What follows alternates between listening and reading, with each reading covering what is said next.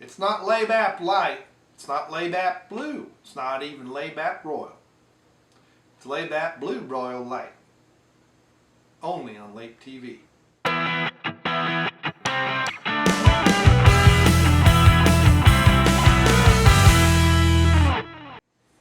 Hey, it's Brainmuffin back with a beer review, and my brain has been sucked out through my nose. Because here we have Labatt Blue Royal. Now, this is light. There is no date on this. I got this at Jungle Jim's the other day out of a basket, out of a shopping cart of beers they're trying to get rid of for $1. So this is 24 ounces of 6% greatness. So a light beer with 6% alcohol. That's pretty interesting. At least I thought it said at 6%. 6.1%. I have no idea the IBUs. I don't know what a Canadian style lager is. It's a light Canadian style lager, but I have a feeling it's just going to be a fizzy yellow beer that's bland. It gives me gas.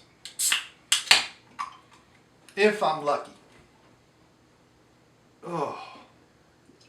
This is what my fermenting vats smell like, the ones I don't use anymore. I have these plastic buckets that I just store stuff in. I mean, I've cleaned them out over the years. Oh, God. Maybe this is bad. I don't know. Here's the thing. I've dumped beer better than this out. And not just my own. So, very large bubbles. I suspect bright tank. Very active carbonation like we see with a lot of these. These are like glorified sodas. Very pale coloring. I mean, the coloring is right. For that pale lager, the coloring is right. But I really should get hints of malt sweetness on the nose. I should get slight hop bitterness at the tip of the tongue and at the back with a nice balancing act of malts in the middle. I should get small hints of caramel malt. On some lagers, I should get hints of biscuit malt. Some are more bready than others. And basically, I should get nice two-row barley, slightly roasted malt flavors. Just tiny hints of that. Maybe, well, it depends on the coloring. This light, no. A little bit more toward a golden color, yes.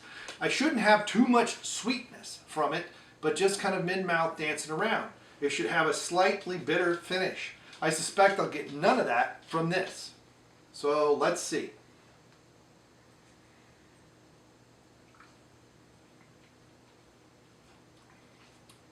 Oh.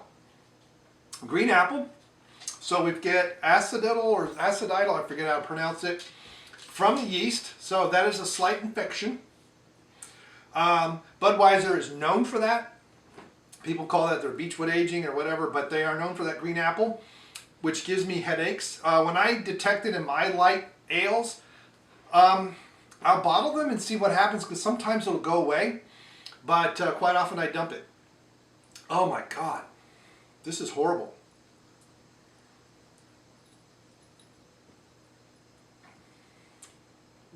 This is like somebody took a regular Budweiser and let it sit out and then put it back in the refrigerator. The green apple is so bad that it's almost slightly tart.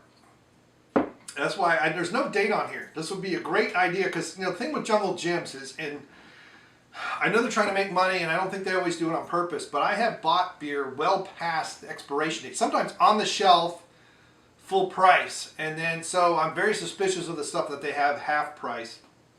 So it might be, but what's interesting is I had a beer like this. It was a New Zealand style lager that Mad Tree here in Cincinnati made, and I actually dumped it. I gave it a 1 out of 5 when I looked it up, which is, this thing I'm giving a half a point.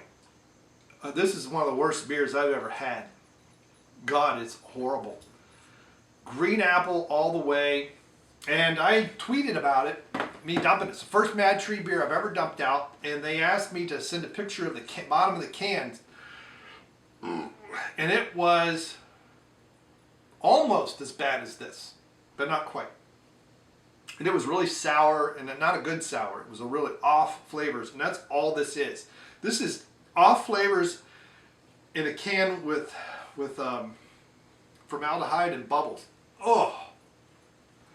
So, if you like this beer, my hat's off to you. Your tongue must be completely dead.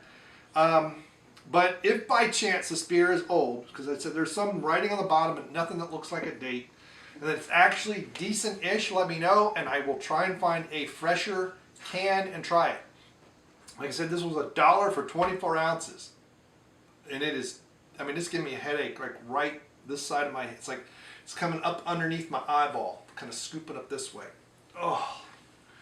But it's the off flavors caused by the yeast, and this is, my opinion, very, very poor quality control. And this is the kind of stuff when, like I said, it doesn't happen very often, especially when I've moved to all glass for my fermentation and no plastic whatsoever. I rarely get something like this. But I have poured beers out that were better than this, that I've made and spent 50, 60 bucks on, and 8 to 10 hours doing for brewing and dumped. That is horrible. That is just, there's no two ways about it. Half a point out of 5 for me. If you are a Labatt lover, let me know. Who knows? I mean, this is in the States. Maybe the stuff that they export is full of chemicals and other crap that they can't legally put in the beer in Canada. If that's the case, let me know. We'll see if we can't figure out how to get some of that better Canadian beer across the border. Wink, wink, nudge, nudge. You know what I mean? Know what I mean? And we will see you next time. Thank you very much. Goodbye.